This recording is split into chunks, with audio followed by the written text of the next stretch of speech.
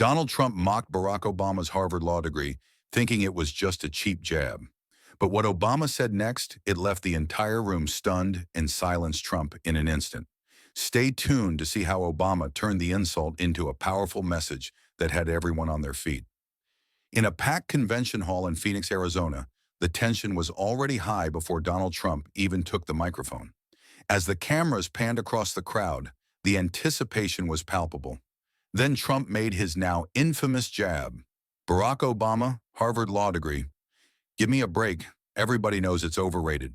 Well, poor pathetic guy. He was pathetic. Remember, the arms are flailing. It's all remember that, you know. The crowd burst into laughter with some applauding and others slapping their knees. For a moment, it looked like Trump had won the night. But that's when the unexpected happened. The camera shifted to Barack Obama standing calmly off to the side of the stage. With his usual composure, Obama didn't smile, didn't frown. He simply stood there, and the room fell into a strange silence.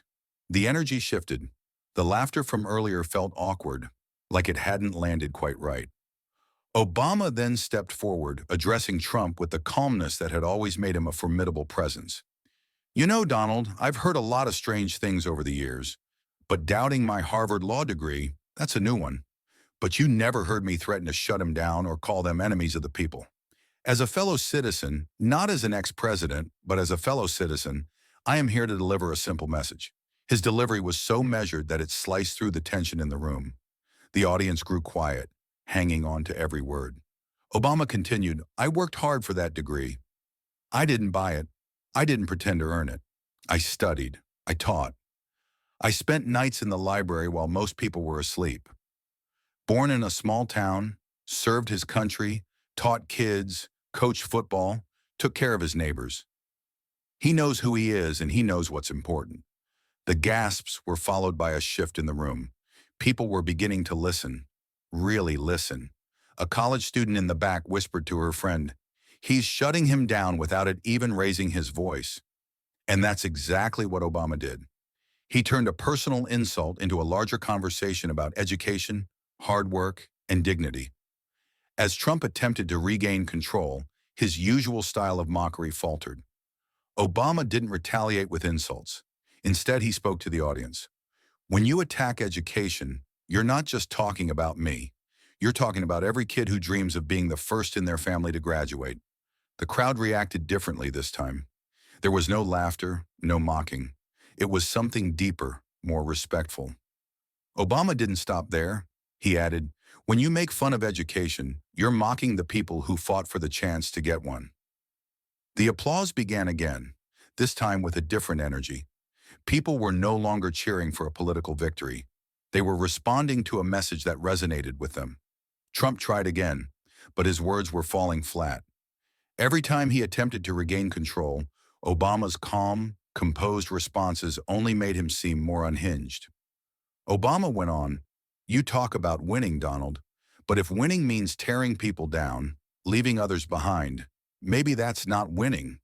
Maybe that's just selfishness. The applause was deafening this time, with people on their feet clapping, cheering, and some even shouting, tell him. The contrast between Obama's steadiness and Trump's erratic attempts to regain the spotlight was stark. The real turning point came when Obama said, when history writes about us, they won't remember the size of your buildings. They'll remember the size of your character. The room exploded. This wasn't just applause. It was a moment that shifted the entire atmosphere of the event. Even some of Trump's most loyal supporters found themselves conflicted. They couldn't ignore the clarity in Obama's words. Trump, still trying to salvage the moment, muttered something about fake news, but the crowd wasn't listening to him anymore. Obama's words had struck a chord that couldn't be ignored. You can laugh at me all you want, Donald, Obama said, his voice calm and firm. But when you laugh at education, you laugh at America. The applause came again, louder than ever before. Trump, visibly rattled, tried to interrupt, but the crowd drowned him out. Obama's composure was winning the night, not because he raised his voice, but because he stood firm in his value. He turned Trump's insult into a lesson about education, dignity, and the importance of lifting others up instead of tearing them down. By the end of the night, the energy had completely shifted. People weren't just talking about who won the argument.